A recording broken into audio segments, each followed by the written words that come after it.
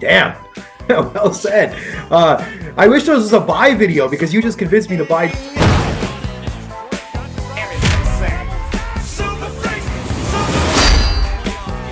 Welcome to another edition of Fantasy Football Freaks as we go into round 2 in our head-to-head battles. He's Vaz, I'm Jason.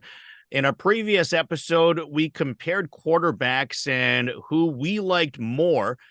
This week, we're going with 5 running back matchups as to our preferences in our rankings, but we're not going to agree on this stuff. So you let us know who you think is winning these arguments. Who would you take? We've got 5 matchups coming up. Be our judges as we rank these guys against each other. Our first matchup is a very big one as we put up Bijan Robinson versus Christian McCaffrey. And Vaz, you've got Bijan on this one. Why? Easy one. Starting me off with an easy one.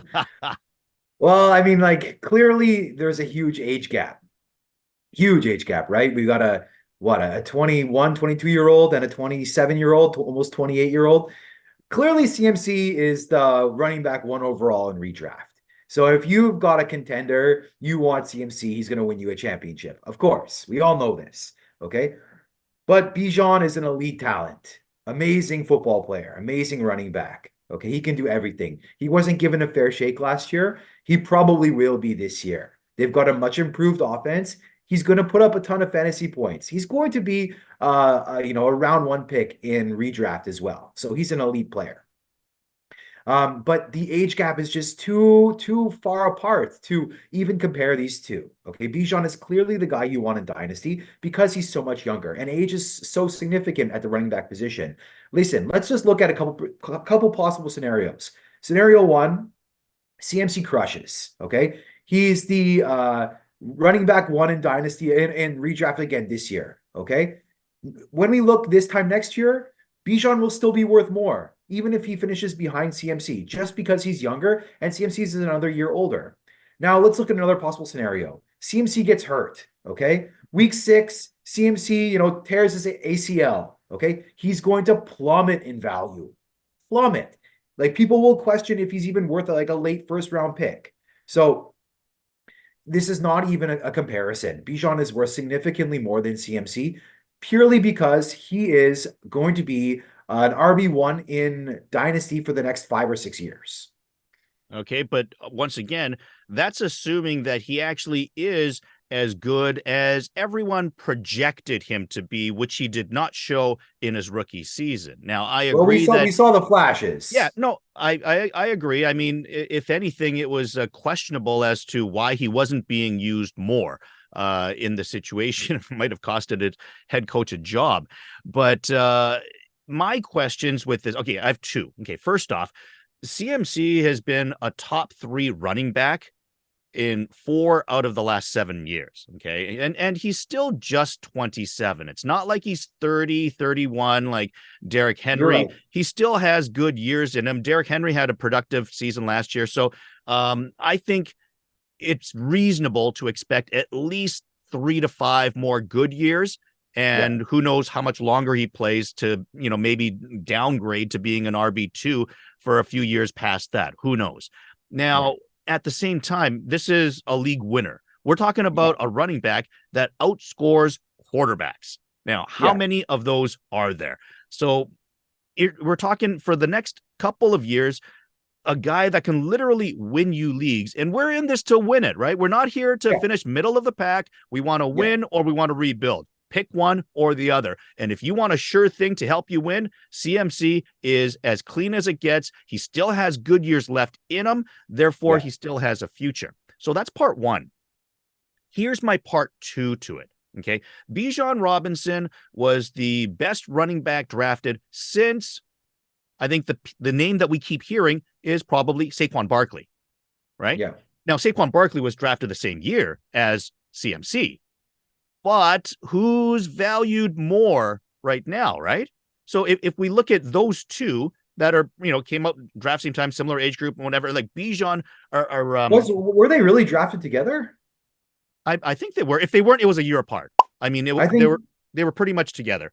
I don't think they were in the same draft class, but yeah, go Okay, ahead, go I ahead. might be wrong, but if they were apart, then it would have been apart by one draft. But I mean, we're talking about a situation where they're in the same ballpark as to age and career path, and clearly, Barkley was higher rated than CMC coming out of college, and there Yeah, was much more hype with him. But if you look at it, I mean, he hasn't been the better of the two. He's still great by all means. I'm not trying to downplay Barkley, but what I'm saying is just because he was that highly anointed coming out of college doesn't necessarily mean that it will translate to him being the next CMC for the next right. 5 or 10 years, because CMC Yeah, has been that despite not being the guy the way Barkley was, or as highly hyped as Barkley yeah, and Bijan yeah, have been. So for me, I want to take the sure thing. And to me, the yeah, sure thing is that CMC, I know what, yeah. barring injury, I know what I'm getting over the next 3 to 5 years. Whereas with Bijan, there just is a little bit of a risk of the unknown. Do I believe in him? Absolutely. I think he's number 3 on my overall list. I've got CMC number 1 for Dynasty. But at the same time, the reason CMC is ranked higher than me is just because of the assurances. You know what? For a spicy take, you make a great point. You make a great art. Like CM, yeah, you voice your opinion well. Like CMC is a cheat code for sure. If you have a contender, there's nobody else you want on your team. And you know what? Even at 27 years old last year, he looked like the best running back in football I mean, he still. was. Okay. It didn't look, he Yeah. was. Yeah, he was. Agreed. Yeah, he's awesome. And he does everything well. He's a number one receiver at the running back position. Like he's awesome. You're getting no pushback from me there. The only thing that I thought what you were going to say was, but he's on San Francisco, and how long is he going No, to be there? I thought you were going no, to no, use he's that line awesome. on me. And I'm sure he's going to stay there because he's got the relationship with Shanahan, right? No, he's great. And he's going to be great, I think. But from a value perspective, he's just at that age cliff for a running back where value declines. Like even now, you mentioned Henry, he's played great into his 30-year-old season. That doesn't happen to everybody. CMC, I'm serious. CMC could hit a wall at any point. Even though he looks fantastic at his age 29 season, he could hit a wall and fall off, like so many running backs have. Yeah. No, Okay. it's I'm true. not It saying does it's going to happen. happen. Yeah. Yeah. But I think there is a scenario where he loses value so quickly. Like if he were to get injured, which could happen, like if there's a high chance it could happen because that's the nature of the position, where his value could just decline significantly. His value is so high right now for an age 27 running back. Like this is unprecedented.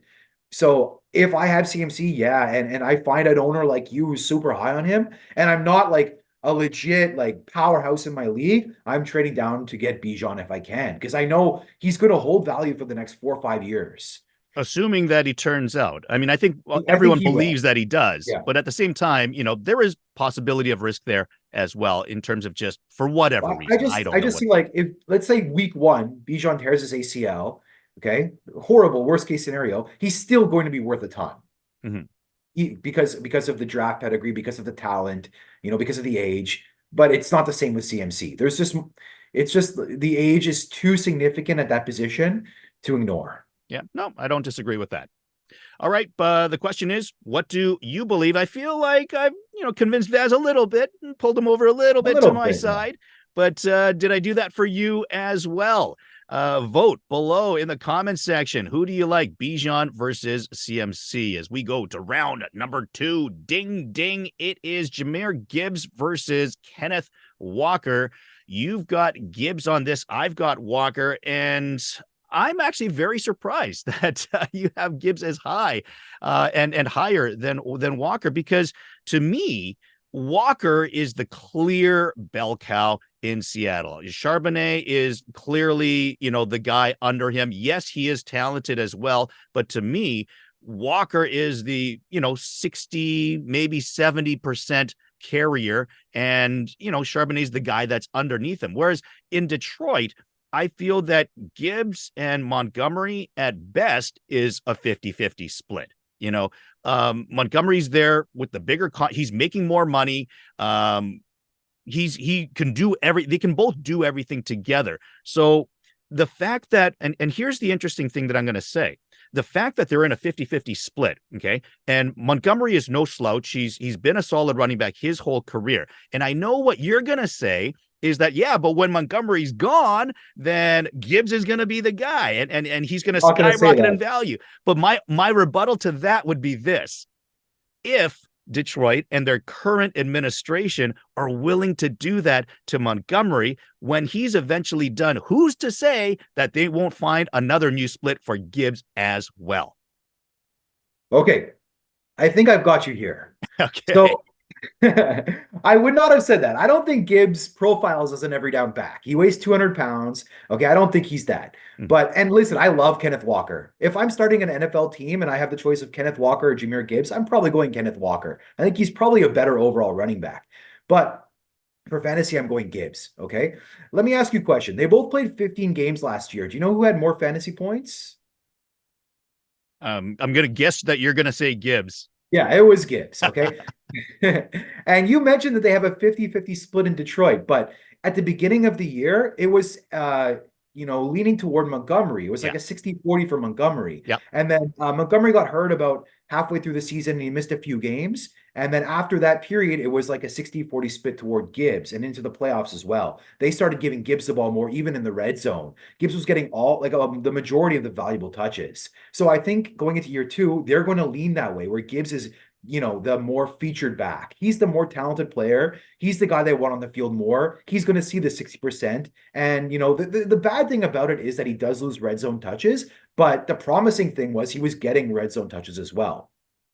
I think Kenneth Walker had the same situation last year. Charbonnet got injured halfway through the season. He was the only guy for a few games, but they each played the same amount of games. They each had similar amount of touches. Gibbs outperformed him. Okay. Gibbs is younger. He's got the better draft capital. He's the more electric player, can hit the home runs, even though they both hit home runs. Gibbs is a little bit more electric. He's the better pass catcher. He's going to be on the field every third down. For me, it's easy if you're playing in a half PPR or PPR format. Gibbs is the guy you want. And he's on the better offense. So he's better from a redraft perspective. He's got the better O-line, much better O-line, But much better Seattle's offense. my team. Yeah, I think it's a homer pick. It's not a homer pick. I still like Walker more. You do have some good arguments, and I do like those as well. I mean, I like Gibbs, right? Let's not downplay that. But to me, Walker is, for dynasty purposes, I mean, he's young. He does it all. Yes, their offense has struggled. And I think my biggest question with Walker is what's going to happen when they eventually move on from Geno, right? Are they going to go through an offensive lull of some point of a season or two, bringing in a new quarterback, or do they find the wrong quarterback and then therefore, something goes really wrong? And then also because they've just made a coaching change, right? Because Pete Carroll's philosophy was strong defense, run the ball, and then quarterback in the fourth quarter if need be. So that was kind of more the way he played. I do wonder, how they're going to play under the new regime, but new coach coming from the Baltimore regime, I think it's going to be a similar style. I think it's going to be a ground and pound sort of thing. And I think Walker's going to be a big part of it in the end. And as you said, in the end, I think talent is going to win out. And Walker, I think, is just the better overall running back. And we'll see if he's able to keep that in my corner as well. Once again, tell us what you think. Vote. Who do you like better? Walker or Gibbs? Let us know in the comment section below. Let's take a look at nothing more to say, right? No, go ahead. Okay, let's take a look at round 3. It's Josh Jacobs for you and DeAndre Swift for me. Why are you taking the older Jacobs? Okay. For me, this is an easy one as well. I don't think age is a factor. Yeah, you never say that. Well, they're about a year apart. So you don't know even less than a year, I believe. So you don't really know who's going to have a longer career. I would even imagine that Jacobs probably has a longer career because in my opinion, he's a little bit more talented.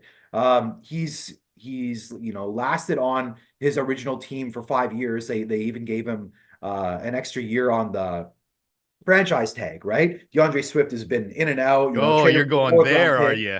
Well, of course I'm going to go there. The team hasn't shown confidence in the running back. Uh, but like let's just talk about the contract that they both received. Okay. DeAndre Swift got a good contract. I was as a Swift owner, I was pleased with the contract he got. It, solidifies 2 years in Chicago. But Jacobs got a 4-year deal, which is effectively probably a 2 or 3 year deal at more money to an empty depth chart on a much better team. Okay. So even though I do believe Chicago is a good team, I think the Packers are like an NFC powerhouse, and they're going to have a better. I think they will have a better offense. They've got the established quarterback rather than the rookie quarterback, and I just see like their Jacobs' position in Green Bay is unquestioned. He's going to get probably 80% of the touches, whereas I believe Swift will probably get like 60% of the touches. I Is think there's Dylan still not in Green Bay? no, AJ no, Dillon? Dylan's like is unless he got re-signed. No, he's a free agent. Okay. There's literally nobody on the depth chart right now, which I think they will probably draft somebody. They'll But draft a rookie of some sort probably then. yeah, probably in like round 5 to be the backup. Yeah. But I Fair think it's enough. Jacobs. Jacobs is going to be the workhorse without question. And I think Chicago has a couple like decent options behind Swift. So I think it's like 60% for Swift, whereas probably 80% for Jacobs. I think Jacobs is the clear guy you want for this year in redraft. And then in Dynasty, they're the same age. And I think Jacobs is probably the better player on the better offense. For me, it's really not a question. More team investment as well. So yeah, and I'm just even though I like Swift, it's easy for me. It's Jacobs all the way. All right. Well, I've been a Swift fan for a while. Okay. So him leaving Detroit and going to Philadelphia. Yeah, okay. I do wonder what that was all about. Obviously, it was something to do with personality differences rather than his talent. And Probably. yeah, I mean, I think it's safe to say that he redeemed himself in Detroit in terms of his talent and In his Philly. ability. So yeah, clearly, I think he's wanted. He's going to Chicago. I think he's got a couple of backups there that really aren't doing anything. So I actually like his situation better in that you've got two guys that aren't good, rather than a guy that they have yet to bring in that could be decent, right? Like I think the known of them being bad is actually better than the unknown of who might come in that could be decent as well. I Now, don't I don't think I don't think I don't think Herbert and Roshan are bad. I don't think they're good, but I don't think they're bad. I think they're above average backups in the NFL. yeah, I mean, I here's the thing. I don't think either of them are like the third. I don't think either of them are going to take third down snaps away from Swift. So Swift is a better receiver than either of them. And, unless they're going to use them on first down, I mean, they're going to use them to give Swift a rest, essentially, Yeah, right? They're not in there to take snaps away, whether it be first down, whether it be second down, whether it be third down. He's going to have control of that on how he yeah, feels. And like you said, I mean, they're solid, but that's all they are. They're just backups. They're not specialists. It's not like an Eckler or type or a guy that catches passes better than Swift. So I'm not worried about that. I see him getting a lot of snaps. I It's an agree. improving offense. I do wonder about their defense. So they're not going to, it's not like he's going to be grounding and pounding in the third and fourth quarter, but at the same time, even if they played from behind, that might even benefit him more because he's Yeah, a good receiver. So, the better offense or better team, which I'm usually all about running backs on a good defense, but in this situation, because he's such a good pass catcher, that doesn't matter to me. So then it yeah, just comes down to talent. Jacobs, I think, is great as well. He's kind of more of like the physical style, where I think Swift has more jukes and more yeah. explosiveness. So I guess it's a matter of style. But for me, I like that explosive, shifty style over like the physical drive through if you have the Let choice me of let me say I agree with you. I agree with you, and the contract indicaes that Swift will probably, just be spelled by those guys. I think yeah. he'll get the vast majority of touches. I agree with you there. Mhm. Another point I'd like to say is that Swift has been injured a lot in his career. He's dealt with injuries quite often. He's not, and Jacobs hasn't. Jacobs is Nothing major though. We're talking like, like a game here, a game there. It's not like he's missed a season. I know, but I think that is significant. You want your running the best. What is it? The best ability is availability, right? You want your running backs on the field, and I think Jacobs has proven that he can stay on the field, whereas Swift not so much. All right, let's go to our next matchup. Remember, once again, leave your comment. Who do you like, Jacobs or Swift for Dynasty? Round 4 is Kyron versus Najee, and you've got Kyron on this one. Why? Okay, well, you give me all the easy ones here. Honestly, yeah, I think I'm underdogged on this. I'll give you that. I'm underdogged Yeah, on this, so this should be easy big for you. time. Come on, bring it. Should Knock be me okay. out.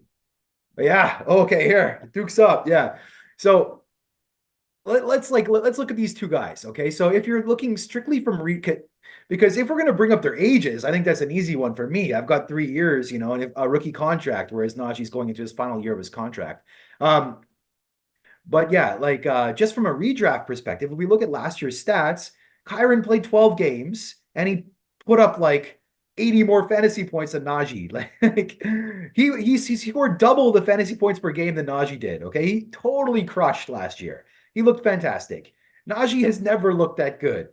Like he can't break. Neither of them really break long runs, but Kyron just looked more elusive. He looked more talented than Najee has ever looked. And I like Najee. The guy holds onto the ball. He pounds the ball hard. Like he's a good solid running back that teams value because he gets the hard yards. So I do like Najee.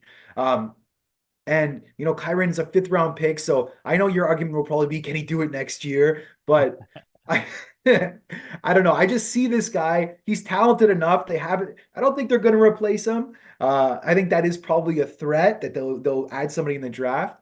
But I think he proved last year that he'll be given another opportunity. And if he can showcase the same thing this year, he's going to be in a great situation. He's young, he's talented, he can catch the ball, he can be on the field on all 3 downs like McVay wants. And from a short-term perspective, the guy's going to be a league winner. So, and I don't think Najee's that. They're in Pittsburgh, they're leaning toward a 50-50 split with Najee, and I don't think they have the offense to complement both of them. So, yeah, I don't want Najee, and Kyron is just a high ceiling guy that I'd rather have without question. Okay. First off, yeah, if we look at last season's numbers, clearly Kyron's better. But here's what I'm going to say. I've said this before that I'm worried about the Rams. Okay. I've said before the Andrew Whitworth retirement and now the Aaron Donald retirement. Pretty soon, I think we can expect a Matt Stafford retirement. We might have a Sean McVay retirement that he's spoken about as well. And Cooper Kupp's aging. The identity of this team is disappearing. And I think with McVay's style of coaching, the running back position is very important, right? They've always had good running backs, or they've had good production out of the running back position through his tenure in Los Angeles. And I think Kyron's been a beneficiary of that, despite being a 5th-round draft pick. So has he put up numbers? Absolutely. I'm not going to deny that, but I do wonder, is he going to continue to put up those numbers now that Los Angeles's defense no longer has Aaron Donald? And like I said, I like to pair running backs with good defenses because a good defense is going to give your team the lead. And if your team has the lead, you're going to get more opportunities or free points in the 4th quarter when you're rushing the ball or just working more, essentially. So I do worry about LA becoming a weaker and weaker team. And through that, Kyron's future becoming a little murkier than it was in his breakout season last year. On the flip side, Najee Harris hasn't had a quarterback at all through his tenure in Pittsburgh.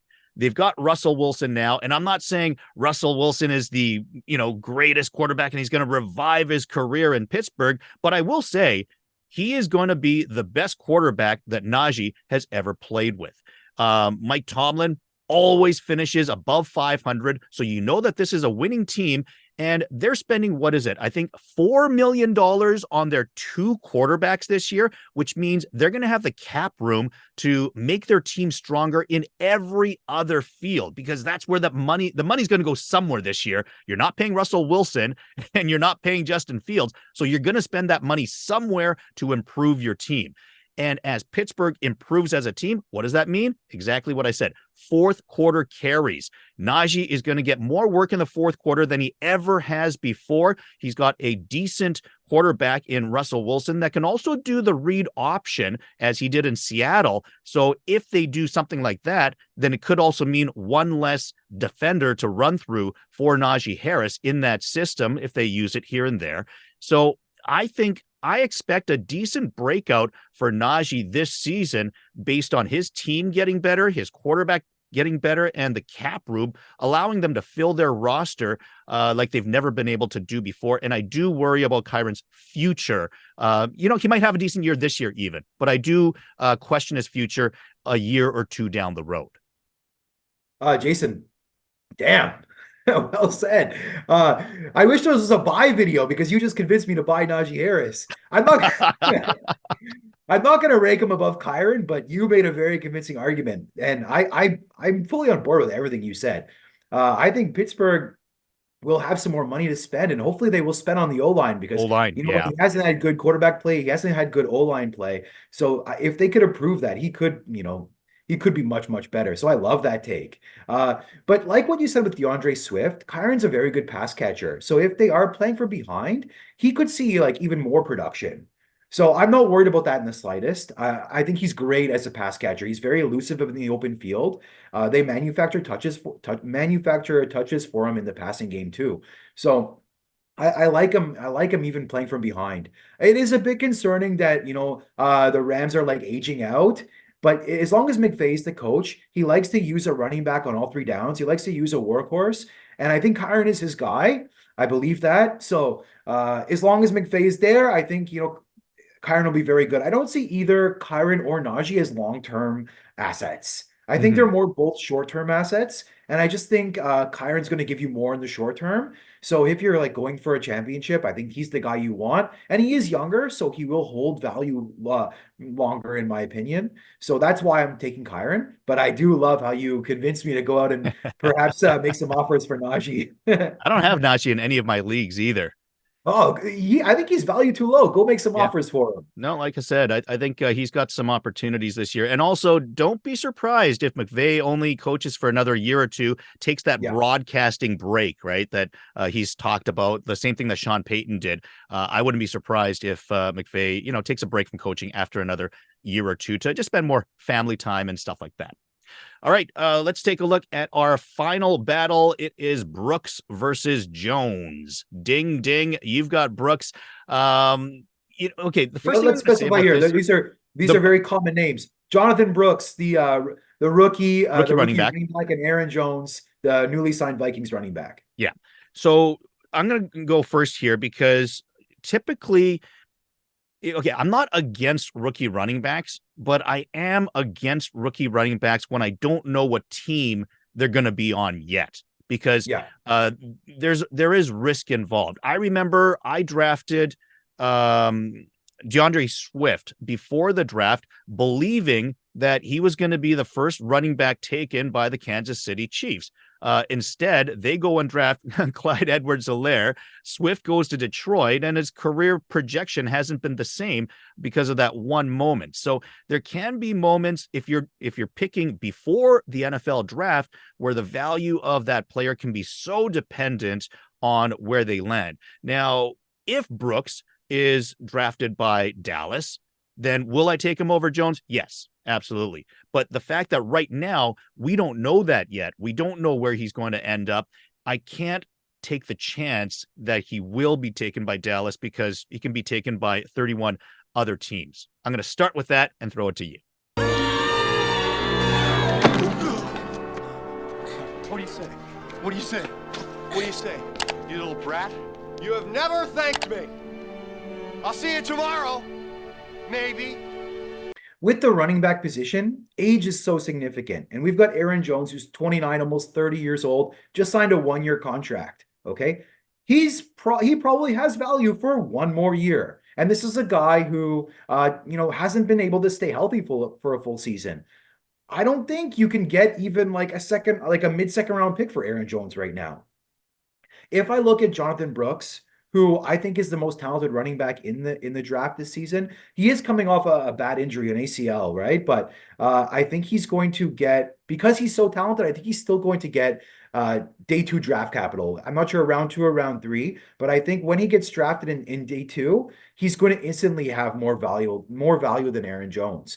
And without question, in year two, he'll have significantly more value than Aaron Jones. So I think year one, you could even get more production out of the rookie running backs like Benson and like Brooks over Aaron Jones. And then value wise, year two, year three, you're definitely going to get more production out of these guys.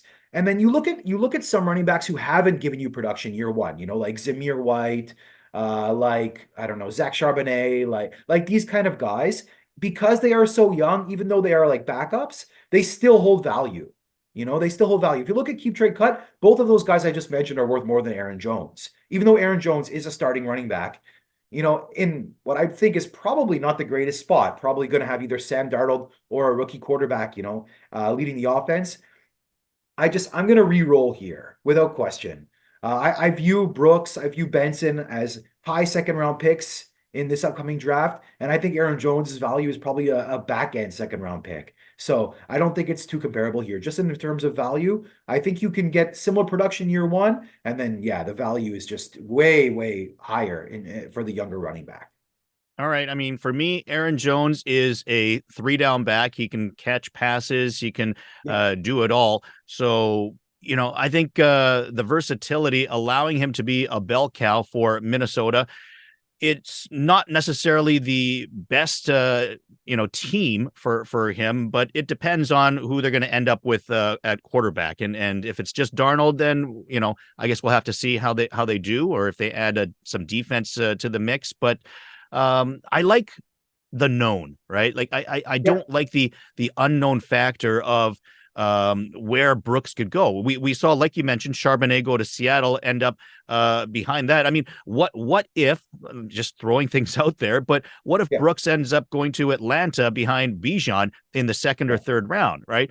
You don't know where he's going to go. And there's, there are 2 or 3, I would say, good places he can go to, but there's like 25 or at least 20 bad places that I think he can go to. And, playing the odds on that, I don't like taking rookies, like I said, if I don't know what team that they're going to get. And because of that, unless they're like, well, obviously they're going to be a first round pick. And if you're going to be like a first round pick talent, then you're going to go to an ideal situation. But I don't believe any of the running backs in this class are first round picks, maybe not even second round picks. It's considered a weak draft year for running backs.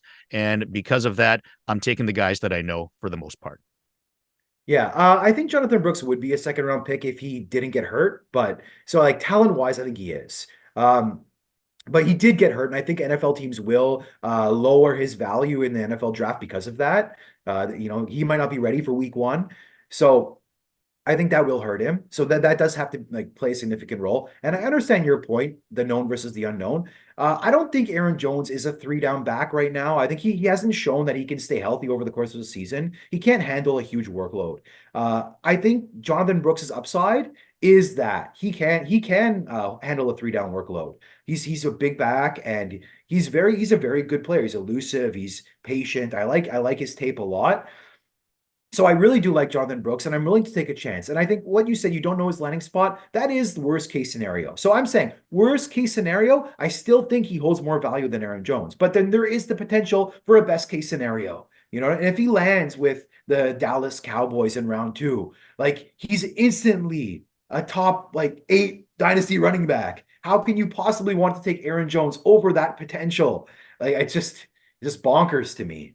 Yeah. Once again, I mean, it's the question of, do you want to gamble? And I fully agree that the upside is with Brooks. So if you're a gambler, go with it. If you're playing conservative or you have other reasons to, I think Jones is the smart play. Anyways, that rounds up our 5 battles. Let us know what you think in the comment section below. Which one of these guys are you taking in the head-to-head battles? And in our 5 different matchups, who are you scoring on top between me and Vaz?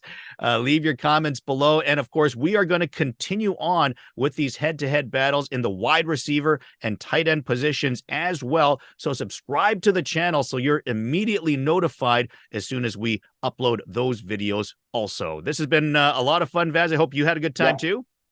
Yeah, I had a great time. And I'm going to go set up some offers for Najee Harris. Thank you.